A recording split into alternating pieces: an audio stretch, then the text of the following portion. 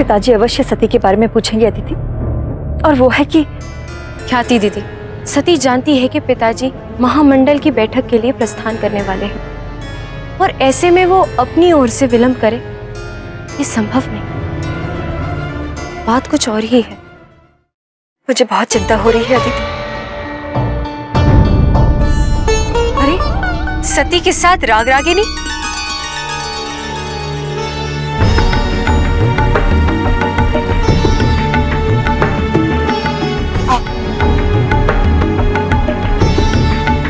प्रजापति दक्ष के भवन में रागरागिनियों का स्वागत है।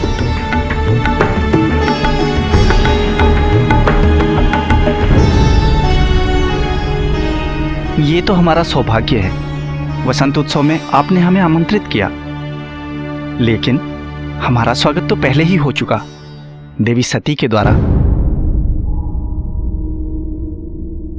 जो हमें लेने के लिए स्वयं वन तक आई थीं। आप लोगों को लेने के लिए वन तक? किंतु तुम तो जल लाने नदी तक गई थी ना, फिर ये सब कहाँ मिले तुम्हें? और सती, गगरी कहाँ है तुम्हारी? जल निकल नहीं आई। सती, क्या हुआ तुम्हें? कुछ बोल क्यों नहीं रही हो? ये तो महादेव के संगीत का जादू है, इतना शीघ्र कैसे उतरेगा?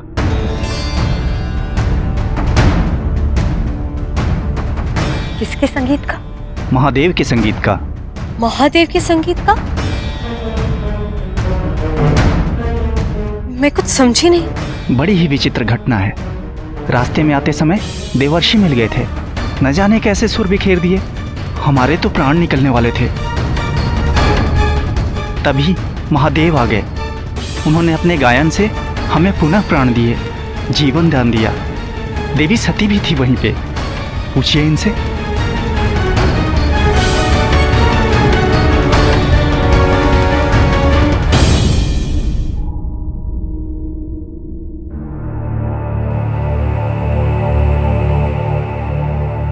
आप सब भवन में चलकर विश्राम कीजिए, आपके लिए अतिथि कक्ष तैयार है।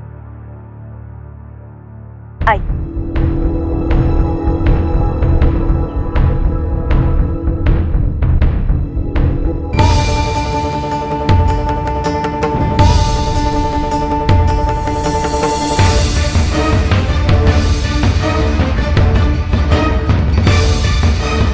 तुम आओ हमारे साथ।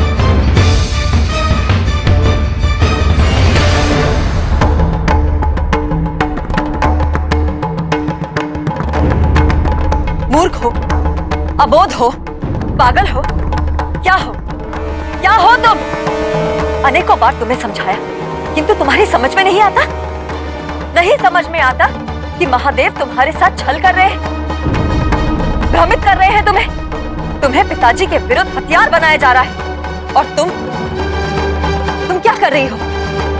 बार बार भागी उस शिव के पास। क्या करना चाहती हो तुम? बोलो, क्या करना चाहती हो? पिताजी का इतना अपमान करवाने के बाद भी तुम्हें शांति नहीं मिली, जो तुम इस शिव के छलावे में आके ये भूल गई यहाँ पिताजी तुम्हारी प्रतीक्षा कर रहे होंगे। क्यों समझ में नहीं आता तुम्हें सती? ये सब एक षड्यंत्र है। षड्यंत्र, षड्यंत्र, षड्यंत्र। ये कौन से षड्यंत्र की बात करते रहते हैं आप सब? कैसा छल? ना ही मैं अबोध हूं और ना ही पागल। मैं नदी से जल लाने ही गई थी, परंतु इतना सुंदर गायन सुनकर मैं शिव की ओर खींची चली गई। पर यह भी सत्य है, मैं रोक ही नहीं पाई अपने आप को। मैं रुकना ही नहीं चाहती थी। ऐसा था उनके स्वरों का जादू। मैं मंत्रमुग्ध हो वहीं खड़ी रही, देखती रही उन्हें।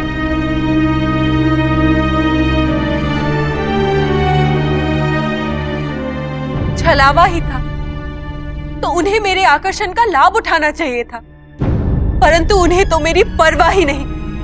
जैसे मेरी उपस्थिति उनके लिए कोई महत्व ही नहीं रखती। क्यों? क्यों नहीं रखती? क्योंकि मैं उनके लिए कुछ भी नहीं, कुछ भी नहीं। कोई संबंध नहीं है उनका मुझसे, न मित्र का, न शत्रु का, न प्रेम, न द्वेष। वो तो ये भी नहीं जानते होंगे कि मैं प्रजापति की पुत्री हूं। ना ही ये समझ सके होंगे कि मैं उनके गायन से कितनी प्रभावित थी।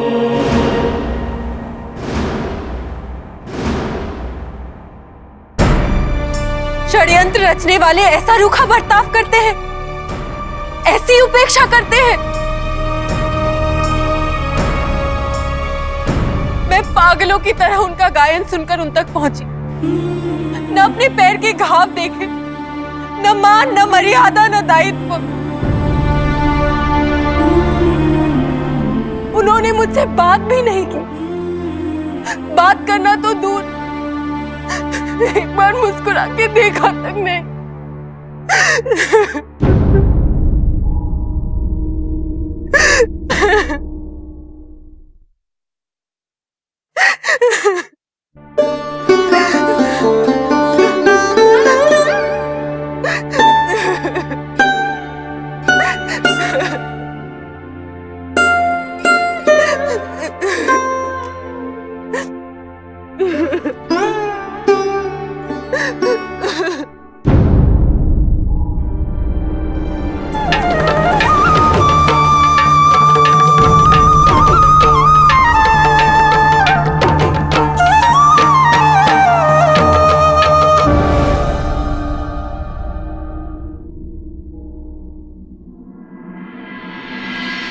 लीजिए, सती को ढूंढने के लिए मैं चंद्रमा को छोड़ पूरे भवन का भ्रमण करके आ रही हूँ। और आप तीनों मुझे कहाँ मिले? यहाँ, सती के कक्ष में। अभी जल्दी चलिए, पिताजी सती की राह देख रहे होंगे और चंद्रमा मेरी। तुम चलो, हम अभी आते हैं। ठीक है, जल्दी आइएगा। सती, तुम ठीक हो? पिताजी के समक्ष जा पाओगी या तुम्हें कुछ समय चाहिए? मैं ठीक हूँ।